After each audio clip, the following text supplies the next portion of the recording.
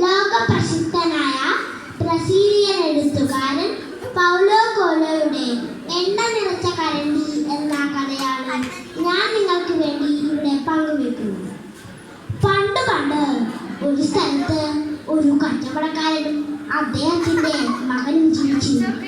ഒരു ദിവസം കച്ചവടക്കാരൻ തന്റെ മകനെ ആ കാലത്തെ പ്രസിദ്ധനായ ഒരു ജ്ഞാനിയുടെ അരികിലേക്ക് പറഞ്ഞയച്ചു. എന്തിനാണെന്നോ? സന്തോഷത്തിന്റെ രഹസ്യം എന്താണെന്ന് അറിഞ്ഞു വരാൻ. അങ്ങനെ അവൻ 40 നാൾ മരുഭൂമിയിലൂടെ അലഞ്ഞു നടന്ന് അച്ഛൻ പറഞ്ഞ ആ ഗുരുവിന്റെ വാസസ്ഥലം കണ്ടുപിടിച്ചു. ഒരു കുന്നിന് മുകളിലുള്ള അതിമനോഹരമായ ഒരു കൊട്ടാരം. അവൻ അതിനുള്ളിലേക്ക് പ്രവേശിച്ചു.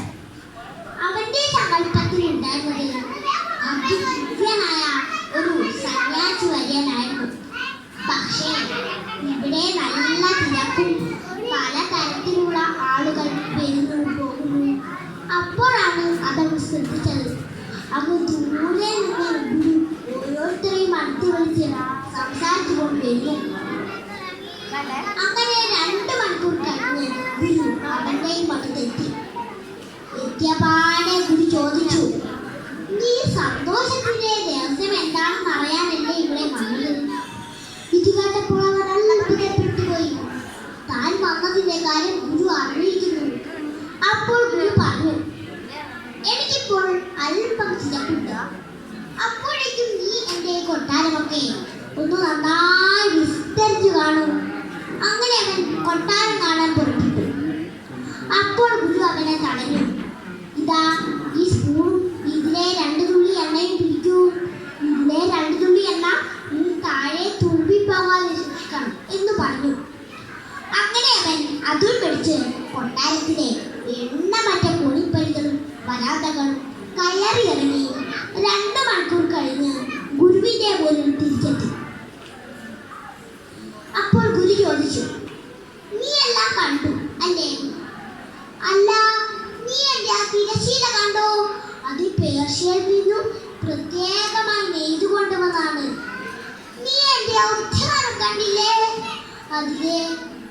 അത് മട്ടിലാക്കി തീർക്കാൻ ഒരു 10 വർഷമെങ്കിലും എടുത്തു. നീ എന്റെ ആ ഗ്രന്ഥശാല കണ്ടില്ലേ? അതിലെ ഓരോ പൂർത്താളുകൾ എത്ര മൃദുലവും മനോഹരവുമാണ്. ഇതെല്ലാം കേട്ടപ്പോൾ അവൻ പകച്ചു നിന്നുപോയി.